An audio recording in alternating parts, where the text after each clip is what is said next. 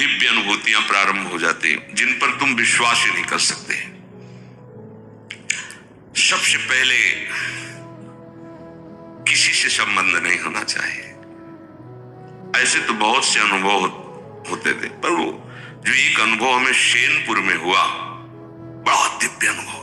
ठीक दोपहर का समय, वहां दिन में कोई नहीं जाता था, रात्रि की तो बात जा, दिन में कोई नहीं। कभी ऐसे पूर्णिमा आदि को 2-4 लोग ऐसे, एकदम जंगल, 24 घंटे में 2 रोटी और इतनी अरहर की दाल के सिवा कभी कुछ नहीं था ही नहीं कुछ, कि वहां फल फूल लोग आ रहे जा, कुछ नहीं, एकदम ऋषि भूमि।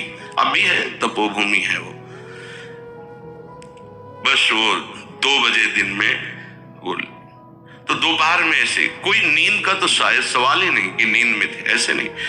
एक ऐसे बारंडा टाइप पुराना था, बहुत सी लता, गंगा जी ऐसे सामने लेटे हुए थे, मंत्राकार वृत्ति।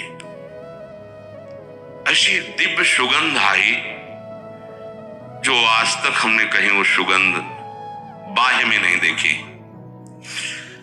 ऐसा लगा कहां से, मतलब सौरभ का जैसे कोई प्रवाह आ रहा हो, और जैसे जैसे सुगंध वो घ्राणेंद्रिय से अंदर जाती, जैसे नशा चढ़ रहा हो।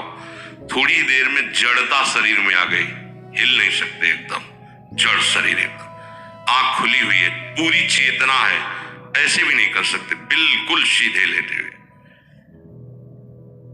और ऐसे लेटे लेटे गंगा जी के दर्शन हो रहे थे।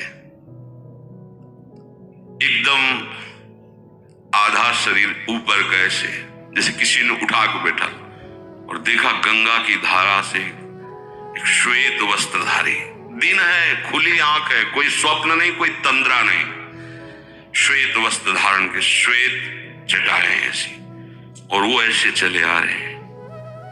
देख रहे आए और गोद में से सर रखा, ऐसे ऐसे कर रहे, मस्तक को इतनी हम कही नहीं कि अंग से सौरवा, और कुछ बोले थे।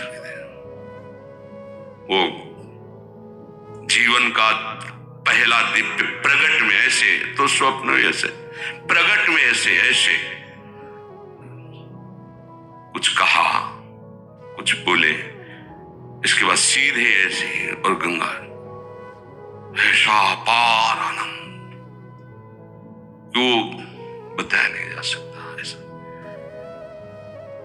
जब आप उस सीमा को पार कर जाएंगे जहां कहीं किसी से अपनापन नहीं, शरीर से भी नहीं, वहां सैकड़ों बीछी ऐसे घूमती थी जैसे काले चींटे घूमते ना, भूरे काले चींटे, ऐसे बीछियां घूमती थी, बिचखा पर सांप, कई तरह, जंगल पुराना, गंगा जी का एकदम किनारा ना, कभी भी कुछ भी हो सकता है वहां।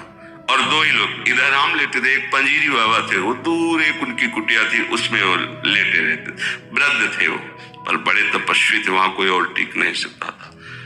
अनुभव, अपनापन जब तक शरीर से, तब तक दिव्यता का अनुभव नहीं। हम बहुत अंदर लालायित रहे कि इनसे पूछे आपको का परिचय, हिम्मत, मतलब वो एकदम ऐसी जड़ता भाव थी कि हिम्मत ही नहीं पड़ रही थी पूछे। बाद में पता चला, वर्षों बाद में पता चला कि अमुक अमुक महापुरुष प्रकट होकर के बताए।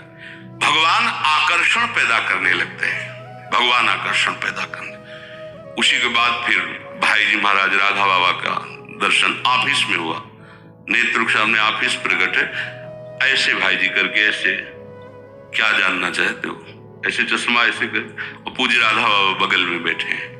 उसे ही प्रश्न किया, तो श्री कृष्ण की प्राप्ति कैसे होगी,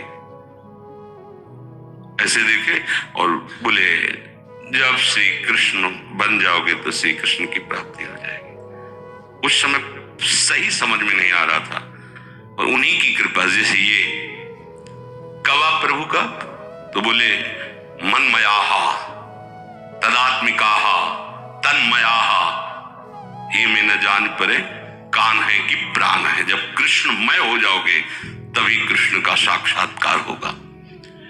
फिर तो झड़ी लग जाती है अनुभवों की। वृंदावन तो चमत्कार का समुद्र है, फिर किसी को समझाने की जरूरत नहीं थी कि भजन करो, भजन आनंद प्रदान, ये सब बहुत, फिर वो तो नशेबाज हो जाता है। प्रभु के नाम का नशा, प्रभु की लीला का नशा। देखो नशा कहने में लगेगा कि कैसी बात, आशा बसन व्यसन, व्यसन में नशा, व्यसन याति नहीं रघुपति चरित्र होए तहाँ सुनहि।